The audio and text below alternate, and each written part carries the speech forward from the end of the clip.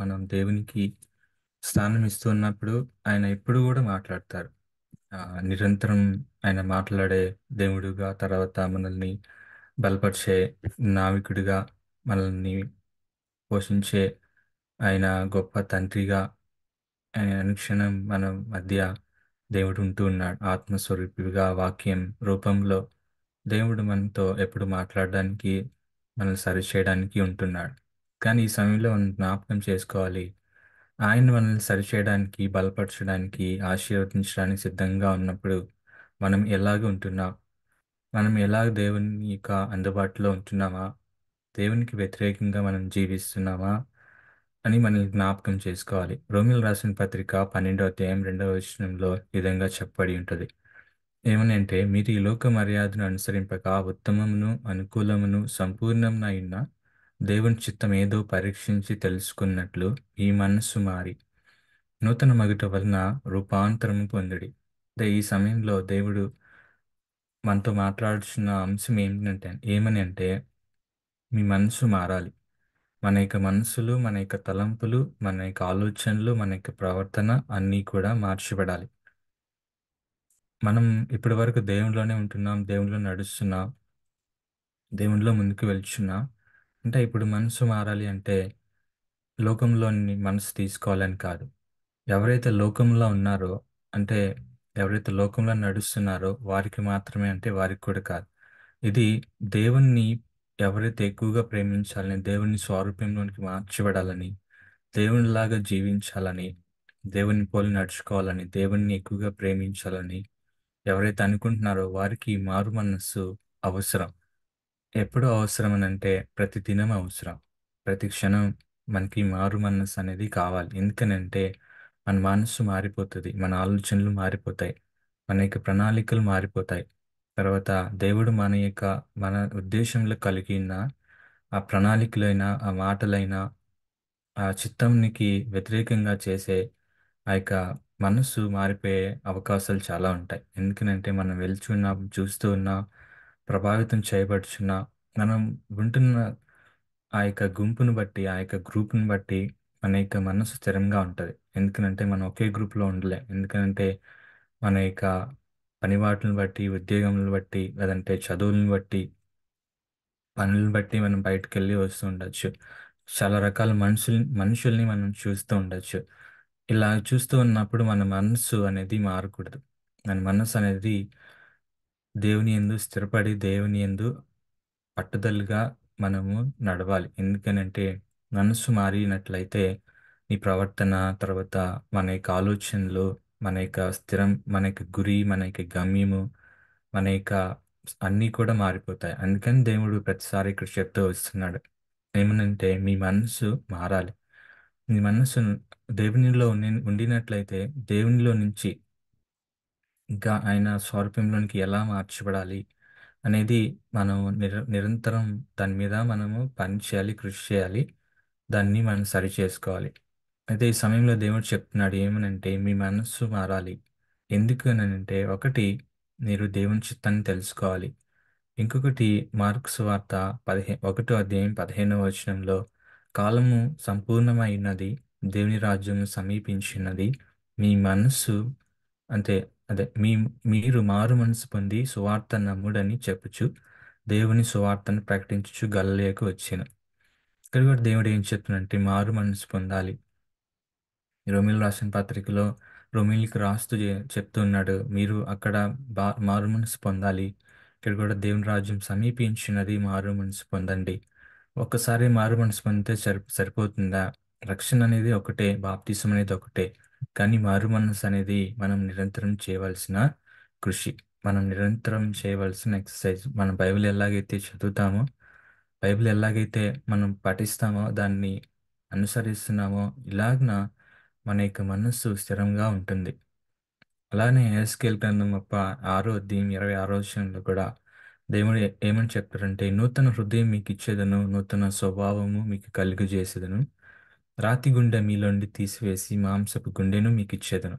దేవుడు ఇక్కడ ఏం చెప్తున్నాడనంటే రాతి గుండె అనేది మనలోనికి కొన్నిసార్లు అది తెలియకుండానే రావచ్చు. గర్వం అనేది మనకు తెలియకుండానే రావచ్చు. అంటే మనుషుల్ని చూసినప్పుడు లేదంటే పరిస్థితులను చూసినప్పుడు మనకి తెలియకుండానే మన యొక్క గుండె బరువై ఉండొచ్చు, భారమై ఉండొచ్చు, ఇతరుల మీద కష్టం పెట్టుకో ఉండొచ్చు. దేవుని సన్నిధికి వచ్చి మనం కూర్చున్నప్పటికీ కూడా ఇలాంటి మనసుని మనం కలిగి ఉండినట్లయితే దేవుడు ఈ క్షణంలో చెప్తున్నాడు మారు మనసు పొందాలి. ఎందుకనంటే మారు మనసు నిన్ను దేవుని దగ్గరికి తీసుకెళ్తుంది. మారు మనసు ఏం చేస్తుందనంటే దేవుని యొక్క అనుగ్రహము, దేవుని యొక్క సమాధానం, దేవుని ఆశీర్వాదాలు నీలోనికి రావటానికి మారు మనస్సు అనేది చాలా అవసరం అవుతుంది, చాలా ఉపయోగపడుతుంది. ఎందుకని అంటే మనము ఇతరులతో సంభాషిస్తున్నప్పుడు, మనం ఆ, ఇతరులతో బయటకు వెళ్ళి మాట్లాడుతున్నప్పుడు, మనం ఏదైనా పని చేస్తున్నప్పుడు, లేదంటే మన చర్చిలోని మన సంఘంలోని మన సహోదరుల పట్లని ఏదైనా విభేదం కలిగి ఉండొచ్చు, కష్టం కలిగి ఉండొచ్చు. అయితే ఇలాంటి మారు మనసు మనం లేకుండా ఉన్నట్లయితే, దేవుడిచ్చే ఆ యొక్క మనసు లేకుండా మన యొక్క గుండె అయినా మన యొక్క మనసు అయినా ఎక్కువ గట్టిగా అయిపోయినట్లయితే దేవుని యొక్క అనుగ్రహం మనం పొందలేం, దేవుని కృపని మనం పొందలేం, దేవుని యొక్క ఆశీర్వాదాల్ని మనం సొంతం చేసుకోలేం. మనం మారు మనసు ఎంత ఇంపార్టెంటో, మారు మనసు ఎప్పుడైతే మనకు వస్తుందో అక్కడ అందరినీ మనం క్షమించగలం, అందరినీ మనము ప్రేమించగలం, అందరితో మనము వీలైనంత మట్టుకు సమాధానంగా మనము జీవించగలం. అయితే మారు మనసు అనే దేవుడు ఎందుకు చెప్పినాడంటే రక్షణ, తర్వాత దేవుని రాజ్యం సమీపించింది. ఎందుకనంటే మనసు మారటం వలన అనేకమైన గొప్ప కార్యాలు జరుగుతాయి. ఎందుకనంటే ఇప్పటి వరకు మన లోకంలో జీవించిన జీవితం వేరు, ఆ లోకంలో జీవిస్తున్న మనుషుల జీవితం వేరు, వారి యొక్క మనసు వేరు, ఆలోచనలు వేరు, ఇవన్నీ వేరు. దేవుడు ఆలోచనలు మార్చుకోవాలి, నీ ప్రవర్తన మార్చుకోవాలి, వీటన్నిటికంటే మారు మనసు పొందాలి. మనసు ఈ యొక్క నూతనమైన మనస్సు ఎవరిస్తారంటే దేవుడే ఇస్తారు. అదే యెహెజ్కేలు గ్రంథంలో మనం చూస్తాం.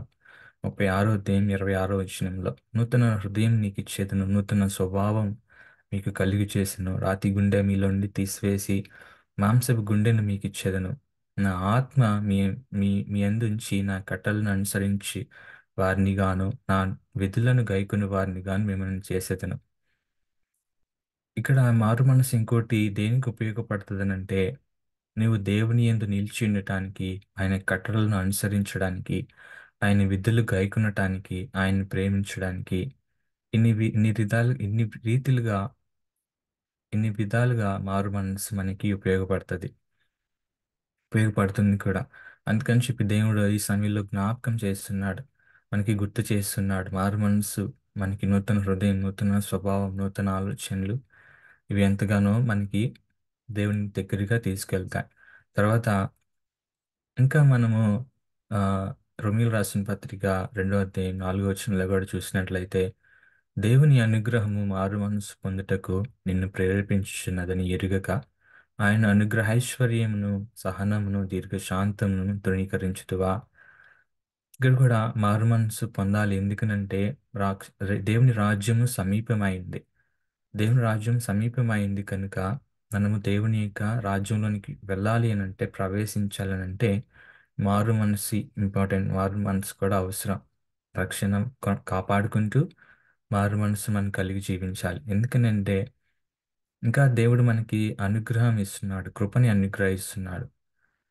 దేవుడు మనకి మన ఎడల మన కుటుంబంలో మన యొక్క అందరి పట్ల కూడా మనం ఇంకా సమాధానం, ప్రేమ కలిగి ఉండలేకపోయినట్లయితే, మనం ఇంకా ఒకరిని మనం క్షమించుకోలేకపోయినట్లయితే దేవుణ్ణి మనము తృణీకరిస్తున్నాం, దేవుని యొక్క దీర్ఘశాంతంని మనం తృణీకరిస్తున్నాం, ఆయన్ని అవమానపరుస్తున్నాం, ఆయన్ని మనం త్రోసివేస్తున్నాం. ఈ సమయంలో మనం జ్ఞాపకం చేసుకుందాం, దేవుని యొక్క అనుగ్రహం, దేవుని యొక్క కృప ఇంకా ఈ భూమి మీద అనుగ్రహించి ఉంది అని అంటే మనము మారు మనసు పొందాలి. ఈ కుటుంబంలో లేదంటే మనం యవనస్తులంగా ఉన్నప్పుడు అనేకమైన ఆలోచనలు, అనేకమైన విచారములు, అనేకమైన పరిస్థితులు మనకి ఉండొచ్చు. కానీ వీటన్నిటికి మించింది ఏమనంటే దేవుని అనుగ్రహం నీకు అనుగ్రహిస్తున్నప్పుడు, తల్లిదండ్రులతో అయినైనా, సంఘంతోనైనా, నీ సహోదరుల పట్లైనా, సహోదరుల పట్లైనా నువ్వు ఎలా జీవిస్తున్నావు, నువ్వు ఎలా నడుచుకుంటున్నావు, నేను ఎలా నడుచుకుంటున్నాను అనేది మనం ప్రతిదినం ఆయన వాక్యంతో మనము సరిచేసుకోవాలి.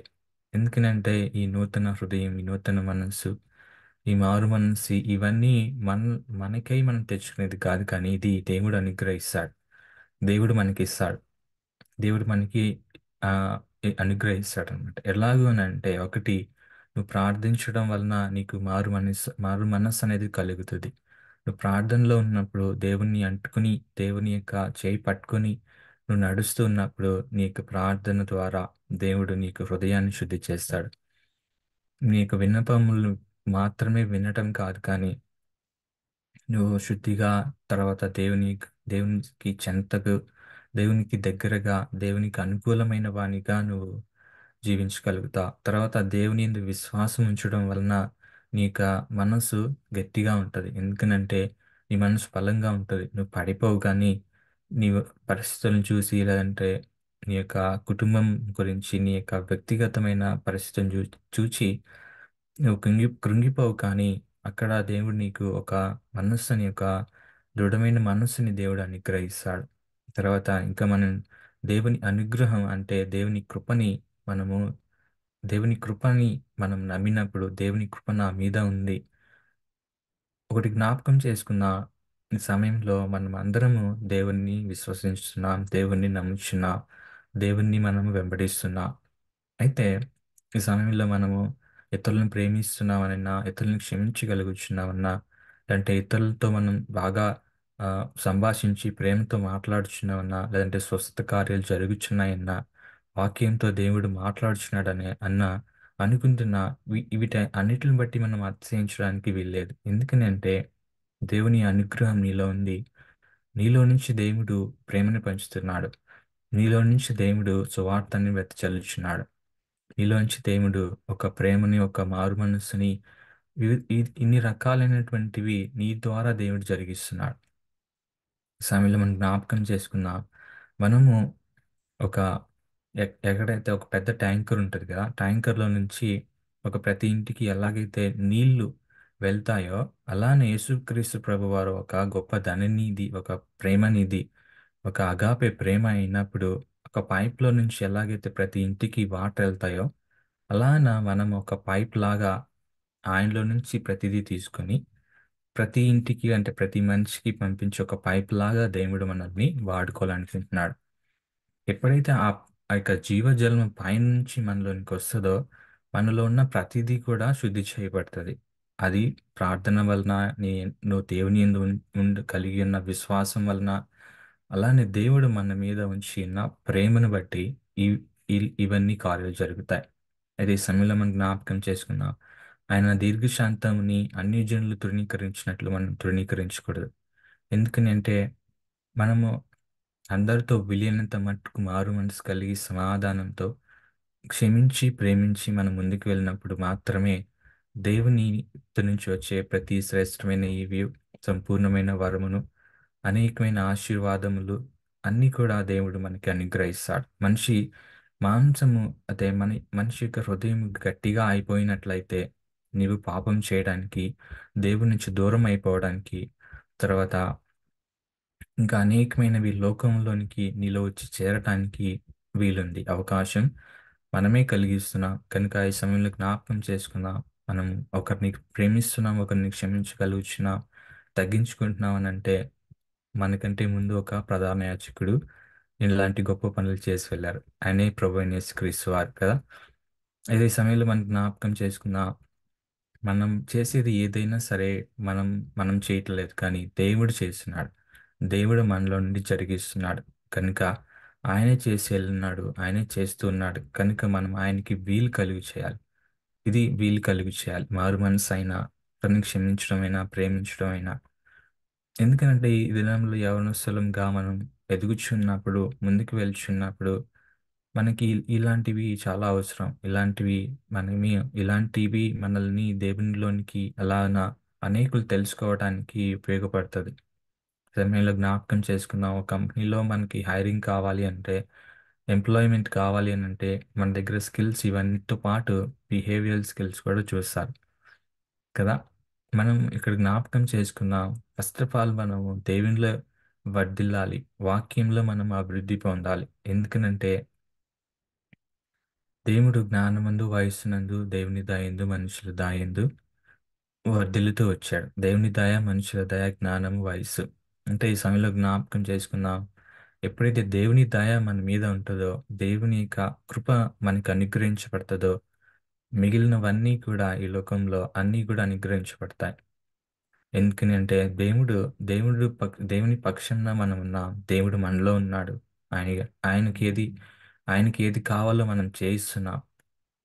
ఆయనకి ఏది కావాలో మనం అలాగా మనల్ని మనము ఆజ్ఞలు పాటించడంలో, ఆయన ప్రేమించడంలో, ఆయన ఆజ్ఞలు సంపూర్ణం చేసే విషయంలో, ఇలాంటి విషయంలో ఆయన్ని మనం ప్రేమించి ఆయనకి మనం చేస్తున్నాం కాబట్టి దేవుడు త తన బిడ్డల ఎడల మనం ప్రేమించకుండానే మనం పాపులమైండగానే దేవుడు మన కోసం వచ్చి చనిపోయినప్పుడు మనం ఆయన కోసం చేస్తున్నప్పుడు మిగిలినవన్నీ మన కోసం ఆయన ఎందుకు చేయడు అనేది విశ్వాసం అనేక పట్టుదల అనేక మనసు కలిగి మనం ముందుకు వెళ్ళాలి.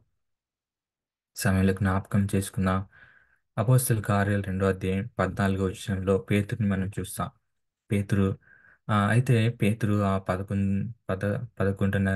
11 మందితో లేచి నిలిచి బిగ్గరగా వారితో ఇట్లా నేను యూదయ మనుషులారా, యెరూషలేములో కాపురం ఉన్న సమస్త జనులారా, ఇది మీకు తెలియగాక చెవియొగ్గి నా మాటలు వినుడి. మీరు ఊహించినట్లు మీరు వీరు మత్తులు కారు, వీరు ప్రొద్దుపొడిచిన జామైనను కాలేదు అని చెప్పి ఎలుగెత్తి ఏవేలు యావేలు ప్రవక్త చెప్పిన ద్వారా చెప్పబడిన సంగతులు వాళ్ళందరికీ వివరిస్తారు. ఎవరికి వివరిస్తాడంటే యూదయ మనుషులకు, యెరూషలేములో ఉన్న కాపురస్తులకు. అయితే ఈ ఈ పేతురు ఎంత గట్టిగా, ఎంత బిగ్గరగా అరిచి చెప్తున్నాడంటే, ఎంత ధైర్యంతో చెప్తున్నాడనంటే, పీటర్‌కి ఈ ఈ పేతురుకి ఫస్ట్ ఆఫ్ ఆల్ దేవుని యందు మారుమనసు కలిగి జీవించాడు. మారుమనసు కలిగి జీవించిన ఈ పేతురు ఇప్పుడు అనేకుల అనేకుల మధ్య అనేకుల మధ్య అంటే యూదుల మధ్య యెరూషలేములో వారి అందరి మధ్య పేతురు ఎలుగెత్తి చెప్పగలిగిన ధైర్యము, ఆ యొక్క కాన్ఫిడెన్స్, ఆ యొక్క శక్తి, ఇంకా ధైర్యం ఎలాగొస్తుంది? ఎలాగ అనుగ్రహించబడుతుంది అనంటే మారు మనసు పొందాడు. మరి మనం ఈ సమయంలో జ్ఞాపకం చేసుకుందాం. ఆహ్, 33 సంవత్సరములు యేసు ప్రభుతోనే జీవించినప్పటికీ, యేసు ప్రభుతోనే ఉన్నప్పటికీ, కార్యాలన్నీ చూస్తున్నప్పటికీ, యేసుక్రీస్తు ప్రభువుని సిలువ వేసినప్పుడు, నేను యేసుక్రీస్తు ప్రభువు ఎవరో నాకు తెలీదని 3 సార్లు అబద్ధం చెప్పిన ఈ యొక్క పేతురు మారు మనసు పొందాడు. అయితే ఈ సమయంలో గూడా మనం సువార్త చేయాలన్నా, లేదంటే మనం ఏదైనా దేవుని కొరకు పని చేయాలి అన్నా, మనకి మారుమనసు లేకుండా మనము అది ఎక్కువ రోజులు చేయలేం. ఎక్కువ దినంలో మనం చేయలేం. ఎందుకనంటే మారుమనస్సు అనేది దేవుని యొక్క అనుగ్రహం నీలోకి అనుగ్రహించబడతది. దేవుని యొక్క ప్రేమ నీలో కృమ్మరించబడతది.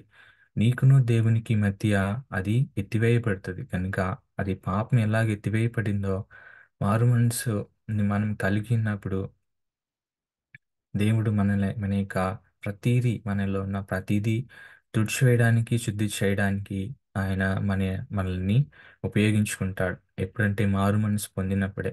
నేను పరిచర్యకి వెళ్తాను, లేదంటే పరిచర్య చేస్తాను. దేవుని సన్నిధిలో ఇన్ని దినాలు కూర్చుంటాను, ఇన్ని గంటలు దేవుని సన్నిధిలో కూర్చుంటాను అని నువ్వు అనుకోవచ్చు. కానీ మారుమనసు లేకుండా దేవునికి నీ యొక్క శరీరంను సజీవ యాగంగా సమర్పించకుండా మన యొక్క ఆలోచనల్ని, మన యొక్క తలంపుల్ని మనం దేవునికి సమర్పించుకోకుండా మనము దేవుని కోసం నేను పని చేస్తున్నాను, అది చేస్తున్నాను అని అనుకున్నట్లయితే అది మన సొంత శక్తి, అది మన సొంత జ్ఞానం. అది మన యొక్క సొంత తెలివితేటలు. అవి దేవుని సన్నిధిలో ఉపయోగపడవు. దేవుని సన్నిధిలోనికి ఎక్కడికి రావు. ఎందుకనంటే మన శక్తి చేత, మన బలం చేత మనం చేయలేని కార్యంలో ఆయన ఆత్మ చేత జరిగించగలడు. ఇలాంటి ఆత్మ అపోస్తలుడైనటువంటి పేతురులోనికి కృమ్మరించబడింది. తర్వాత ఆయన అంతగా చెప్పడానికి, తర్వాత ఒక ప్రసంగం ద్వారా కొన్ని వేల మంది మారుమనసు పొందడానికి అవకాశం వీలు కలిగజేసింది ఏంటని అంటే మారుమనసు. మనకి ఇది చాలా అవసరమైంటుంది. తర్వాత సమయంలో జ్ఞాపకం చేసుకున్నట్లయితే అదే అపోస్తల కార్యములు 9వ అధ్యాయంలో పౌలు మనకి అందరికీ తెలుసు. పౌలు తన దేవుని యొక్క బిడ్డలని అందరినీ తీసుకెళ్ళి ఆ, చేస్తున్నప్పుడు, ఇబ్బంది పెడుతున్నప్పుడు, వాళ్ళని కొట్టుచున్నప్పుడు, వాళ్ళు దేవుని బిడ్డలందరినీ ఈడ్చుకెళ్తున్నప్పుడు దేవుని యొక్క స్వరం మాట్లాడింది. దేవుని యొక్క వెలుగు అతనితో మాట్లాడింది. అప్పుడు తర్వాత అపోస్తలులలో అందరికంటే అపోస్తలైన పౌలు చాలా ఇన్ఫ్లుయెన్షియల్ పర్సన్ అయ్యారనమాట. ఎందుకు అంత ఇన్ఫ్లుయెన్షియల్ పర్సన్ అయ్యారు? దానికి గల కారణం ఏంటి అని అంటే, దేవుని యొక్క వెలుగు, దేవుని యొక్క మాట తీసుకొని అతను మారు మనసు పొందాడు. ఎందుకనంటే దేవుని యొక్క ఆ, మాటలకి, దేవుని యొక్క అనుగ్రహంకి మన హృదయంలో చోటించినప్పుడు, మనము ఆయన యందు దృష్టి ఉంచినప్పుడు, ఆయన మనల్ని శుద్ధి చేస్తాడు. ఆయన మనల్ని కడుగుతాడు. ఆయన మన యొక్క ప్రతి అవసరాన్ని తీర్చేటటువంటి దేవుడిగా ఉంటున్నాడు. అయితే ఈ సమయంలో మనం జ్ఞాపకం చేసుకున్న వీటి వీటి యొక్క ఆ, దేవుని వాక్యములకి, దేవుని యొక్క మాటలకి, ప్రార్థనకి, విశ్వాసానికి, ఆయన కృపకి, తర్వాత ఆయన దీర్ఘశాంతం కలిగినటువంటి దేవుడై ఉంటున్నాడు కనుకనే ఇంకా ఇంకా మనకి అనుగ్రహం చూపిస్తున్నాడు. ఇంకా మన ఎడల కృపని అనుగ్రహిస్తున్నాడు. మనము ఇతరుల వలె, అవిశ్వాసులైనటువంటి అన్యజనులైనటువంటి వారి మనుషుల వలె మన యొక్క హృదయము, మన యొక్క స్వభావము, మన యొక్క అలవాట్లు, మన యొక్క చూపులు, మన యొక్క ప్రవర్తన అలా ఉండటానికి వీల్లేదు.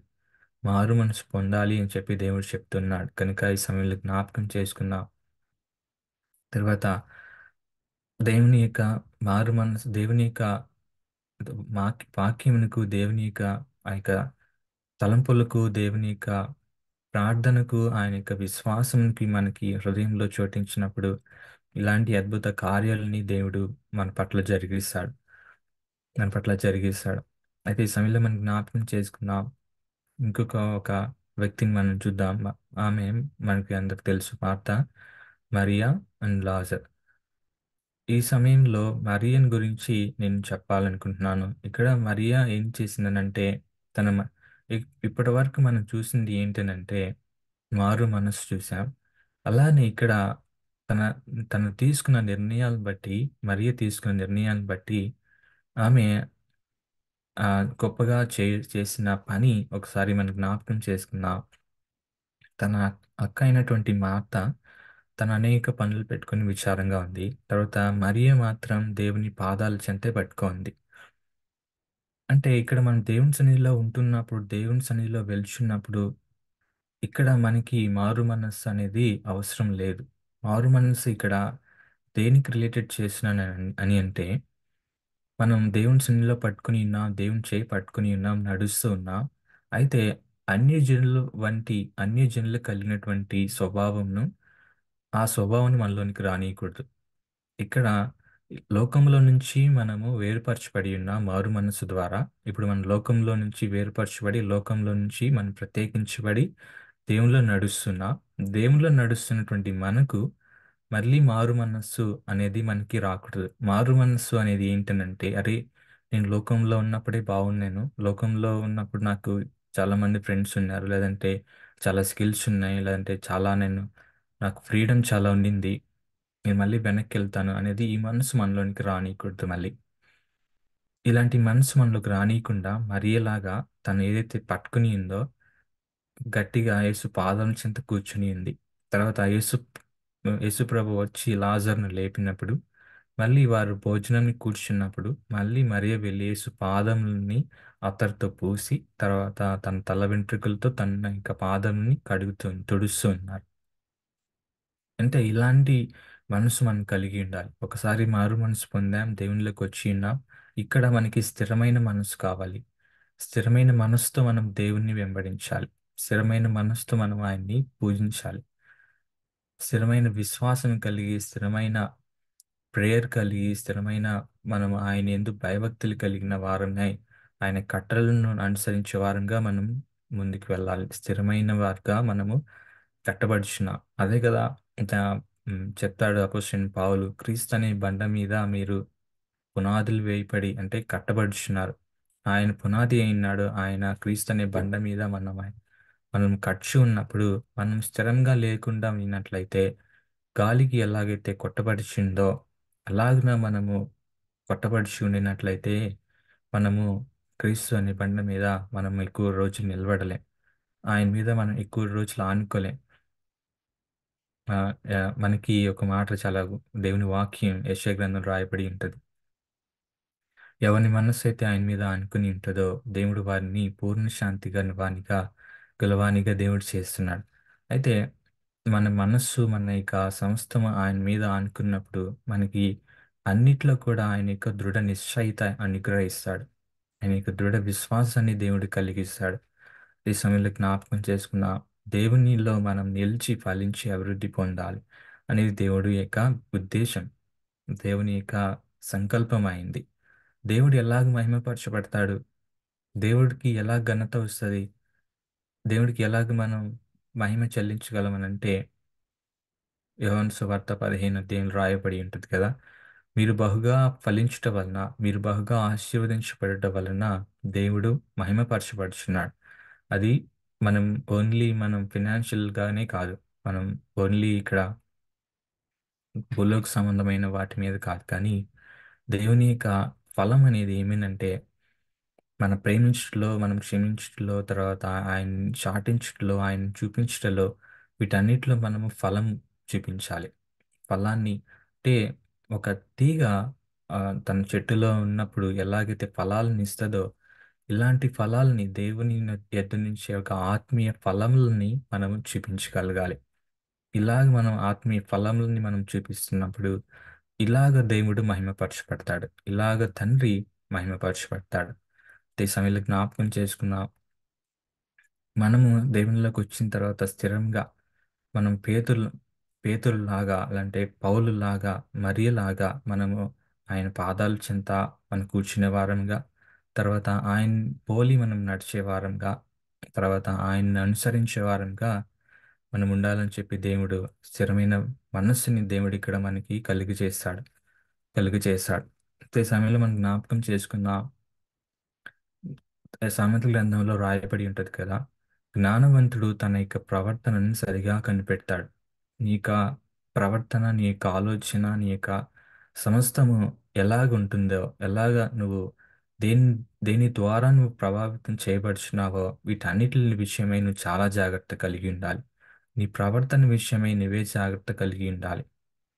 ఇక్కడ చర్చిలో అయినా అలాంటి బయట సహోదరుల పట్ల అయినా నీకు బోధించగలరు, నీకు సరైన మార్గంలో పెట్టడానికి ప్రయత్నించగలరు. అంతేకాని నిన్ను ఫోర్స్ఫుల్గా దేవుడు ఎక్కడ కూడా నువ్వు ఇలా జీవించాలి, నువ్వు అలా చేయాలి, కొట్టి అని దేవుడు కొన్నిసార్లు ఆయన ప్రేమించేవారిని ఆయన గద్దిస్తాడు. కానీ నీ ప్రవర్తన నీ చేతిలోనే ఉంది. నీ ప్రవర్తనను కనిపెట్టుకోవాలి, నీ ఆలోచనలను నువ్వు కనిపెట్టుకోవాలి. అయితే ఈ సమయంలో మనం జ్ఞాపకం చేసుకున్న ఇక్కడ తన మనసుని, తన ఆలోచనల్ని తర్వాత కనిపెట్టలేకుండా పడిపోయిన వారు చాలామంది ఉన్నారు. మనకు తెలుసు. సంసోన్ మనకందుకు తెలుసు, తర్వాత గెహజీ తెలుసు, తర్వాత యూదా తెలుసు. అయితే యూదా గురించి నేను ఇస్కరియోతు యూదా, ద్రోహి అయిన ఇస్కరియోతు యూదా అనే మాట, అనేక కిరీటం, అనేక బిరుదు ఆయనకి అనుగ్రహించబడింది. ఎందుకని అంటే యూదా దేవునితోనే ఉన్నాడు, దేవుని యొక్క సన్నిధిలోనే ఉన్నాడు, తర్వాత పరిచర్య అన్నిట్లో ఉన్నాడు. తర్వాత లూకాసు వార్తలో చెప్పబడినట్ల రీతిగా లూకాసు వార్త 6వ అధ్యాయం 16వ వచనంలో యాకోబు సహోదరుడైన యూదా, తర్వాత ద్రోహియగు ఇస్కరియోతు యూదా అని వారు లూకాసు వార్త 6వ అధ్యాయం 17వ వచనం నుంచి ఆయన వారితో కూడా దిగివచ్చి మైదానమందు నిలిచినప్పుడు ఆయన శిష్యులు గొప్ప సమూహమును ఆయన బోధ వింటకును తమ రోగములను కుదుర్చుకొనుటకును యూదయ దేశమంతటి నుండి యెరూషలేం నుండి తూరు సీదోనను పట్టణముల సముద్ర తీరముల నుండి వచ్చిన జన సమూహమును అపవిత్రాత్మలు నింపబడిన వారును వచ్చి స్వస్థత నొందిరి. ప్రభావం ఆయనలో నుండి బయలుదేరి అందరినీ స్వస్థపరచుచుండెను గనుక జనసమూహం అంతయు ఆయన ముట్టవలని ప్రయత్నం చేసెను.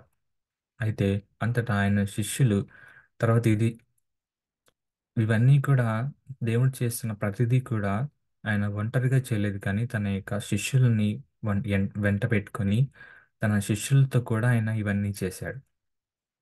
అనేకుల్ని స్వస్థపరిచాడు, అనేకుల్ని బాగు చేశాడు, అనేకులకి ఏది కావాలన్నా కూడా అది ఆయన అనుగ్రహించాడు. అనేకుల్ని ఆశీర్వదించాడు, అనేకుల్ని స్వస్థపరిచాడు, అనేకులకి దేవుడు ఆ, అనేకులకి దేవుడిలో జీవించడానికి, విశ్వసించడానికి ప్రభువైన యేసుక్రీస్తు వారు అనుగ్రహాన్ని అనుగ్రహించాడు. ఇవన్నీ చూస్తున్నటువంటి ఈ యోధ యేసుక్రీస్తు ప్రభువుని రేయ్ రా. సారీ, దేవుడు అనుగ్రహించడానికి ఉమ్, దేవుడు ఆ, దేవుని యొద్ద నుంచి తొలగిపోవటానికి అలాగా అవసరమైంది. ఈ సమయంలో మనం జ్ఞాపకం చేసుకుందాం. ఇక్కడ నేను చెప్పవలసిన అంశం ఏమిటంటే మన యొక్క ఆలోచనలని మనం సరి చేసుకోవాలి. మనలోనికి వస్తున్నటువంటి ఆలోచనల్ని మనము కనిపెట్టాలి. మన ఆలోచనలన్నీ చెరపట్టి ఆయన పాదం చెంత పెట్టగలగాలి. ఎందుకనంటే యూదా ఇలాంటి ఆలోచనని కొనసాగించాడు. యేసు ప్రభుని అమ్మివేయాలి, లేదంటే నేను డబ్బులు ఎక్కువ సంపాదించాలి, లేదంటే దేవుని దేవుణ్ణి అప్పగించేసిన తర్వాత నాకు ఇలాంటివి వస్తాయి.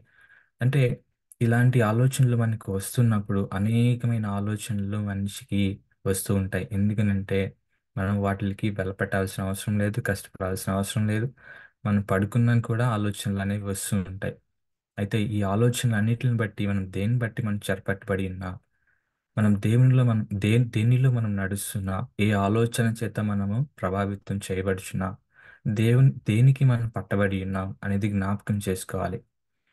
దుష్టుడు వచ్చి మన యొక్క మన యొక్క స్వభావంను, మన యొక్క వీక్నెస్ని, లేదంటే వీక్నెస్ అనేది మనలోనికి రానికూడదు. ఎందుకనంటే యేసుక్రీస్తు ప్రభుని నమ్మినటువంటి మనము అన్నిట్లో మనము శక్తిమంతులమైన, పిరికితనం గల ఆత్మని దేవుడు అనుగ్రహించలేదు.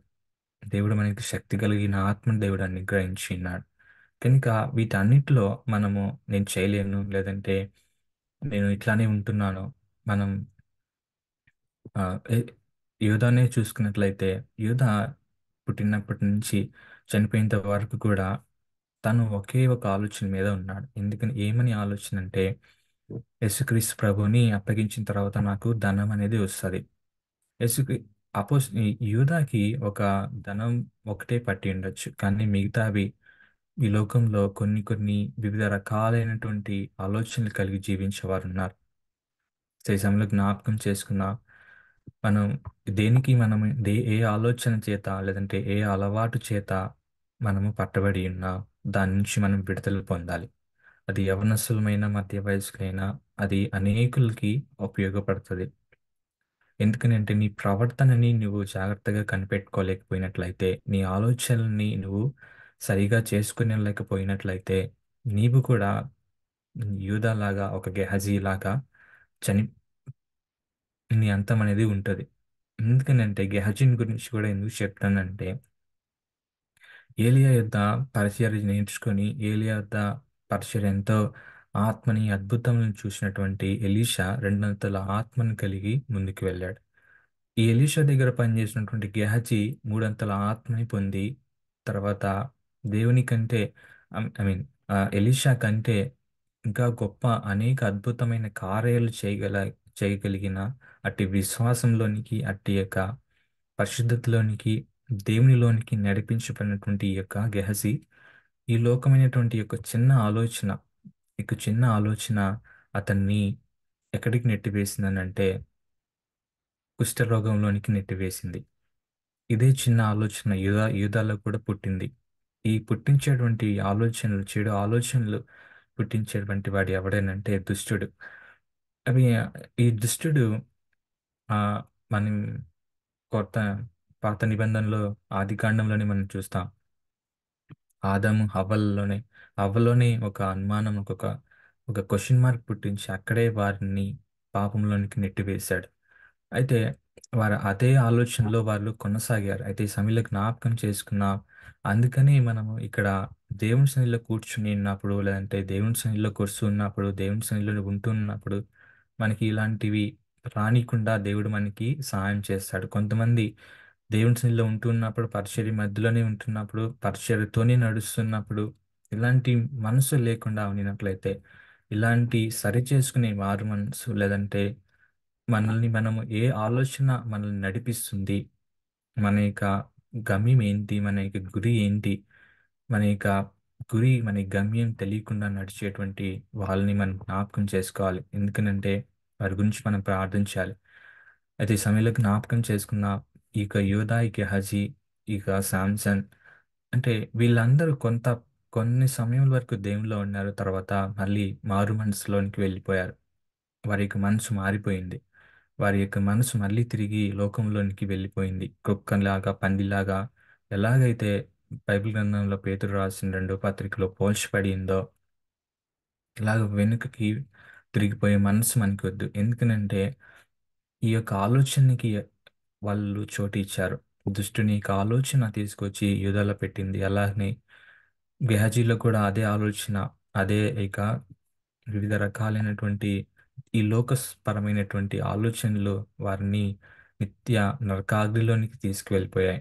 అంటే ఇలాంటి మారు మనసు మనకొద్దు. కనుక ఈ సమయంలో జ్ఞాపకం చేసుకున్న దేవుని తట్టు మనము తిరగాలి. దేవుని తట్టు మనం చూడాలి. ఈ సమయంలో జ్ఞాపకం చేసుకున్నట్లయితే మనకి ఎంత ధనం ఉంది, లేదంటే ఎన్ని ఆస్తులు ఉన్నాయి, ఎంత సంపద ఉంది, ఎన్ని డిగ్రీలు ఉన్నాయి, వీటన్నిటికంటే కూడా దేవుడు రెండే రెండు మాటలు చెప్పాడు. ఏమని అంటే, చిన్నపిల్లల్ని ఆటంకపరచక నా ఎద్దుకు రానియండి, ఇలాంటి వారిది పరలోక రాజ్యం అని చెప్పాడు. తర్వాత లూకాసు వార్త 6వ అధ్యాయం 20వ వచనంలో దేవుడు చెప్తున్నాడు ఏమనంటే, అంతటా ఆయన తన శిష్యుల తట్టు పారచూచి ఇట్లా నేను, బీదలైన మీరు ధన్యులు, దేవుని రాజ్యం మీది. అయితే ఈ సమయంలో జ్ఞాపకం చేసుకున్న మనము ఈ లోకపరంగా బీదలంగా ఉండొచ్చు. మనకి ఏమీ లేకపోయి ఉండొచ్చు. తర్వాత మనం ఆత్మీయతలో మనము అన్నీ కలిగిన వారం. ఆత్మకు సంబంధించినవన్నీ మన దగ్గర ఉండినప్పుడు మనము పరలోక రాజ్యంకి దేవుడు మనకి అనుగ్రహాన్ని అనుగ్రహిస్తాడు అని చెప్పి దేవుడు సెలవిస్తున్నాడు. ఈ సమయంలో మనం కన్క్లూడ్ చేసుకుందాం. కన్క్లూడ్ చేసుకుని మనం ముగించుకుందాం. ఏమని అనంటే, మారు మనస్సు అనేది వివిధ రకాలుగా మనలోనికి రావటానికి ప్రయత్నిస్తుంటుంది. మన ఆలోచనల్ని, మన తలంపుల్ని, మన ఉద్దేశాలని మనం జాగ్రత్తగా కనిపెట్టుకొని ఉండాలి. అయితే ఈ సమయంలో మనం జ్ఞాపకం చేసుకున్నట్లయితే మారు మనస్సు అనేది దేవుడు అనుగ్రహిస్తాడు. మారు మనస్సు మనం ఎలాగ పొందుకుంటామనంటే, దేవుని వాక్యంని మనలోకి అనుగ్రహించినప్పుడు, వాక్యంని మనం ప్రేమించినప్పుడు, మనం సంఘంతో సహవాసం కలిగి ముందుకు వెళ్తున్నప్పుడు, మేము ఎక్కువ ప్రార్థనిస్తున్నప్పుడు, తర్వాత విశ్వాసం కలిగి ఉన్నప్పుడు, దేవుని కృప ద్వారానే నేను ఇవన్నీ చేయగలుగుతున్నాను అని మనం గ్రహించినప్పుడు, దేవుని యొక్క ఆ యొక్క మారు మనస్సు మనకి కలిగించబడుతుంది. మనము ఇది ఇది నిత్యము చేయవలసిన పని, నిత్యము మనము చేయవలసిన ఈ యొక్క కృషి అన్నమాట. ఇది మనము చేయటానికి గల దేవుని యొక్క శక్తి మనకి తోడై ఉంటుంది. దేవుని ఆత్మ మనకి తోడై ఉంటుంది. మనం చేయలేం, కానీ దేవుని ఆత్మ ద్వారా మనం చేయగలం. తర్వాత మారు మనసు పొందిన తర్వాత చివరి వరకు, అంతం వరకు మనము ఒక పేతురులాగా, ఒక పావులులాగా మనము ముందుకి కొనసాగాలి. ఎందుకనంటే మారు మనసు ఎన్ని విధాలుగా మనకి ఫలాలను దయచేస్తుందో, దేవుని ఎదురు నుంచి వచ్చే ప్రతి శ్రేష్టమైనవి జ్ఞానమైన, పరలోకం నుంచి వచ్చే అన్ని రకాలైన 9 రకాల జ్ఞానములు దేవుడు మనకి అనుగ్రహిస్తాడు. తర్వాత పరిశుద్ధంగా జీవించడానికి, తర్వాత దేవునిలోనికి మార్చబడటానికి, దేవుణ్ణి ఇంకా అధికంగా ప్రేమించడానికి ఉపయోగపడుతుంది. అలానే మనము స్థిరమైన మనస్సు కలిగి ఒక మరియలాగా మనము ముందుకి కొనసాగించబడాలి. ముందుకి కొనసాగాలి. ముందులో ఆయన పోలి ఆయనలో మనం నివసించాలి.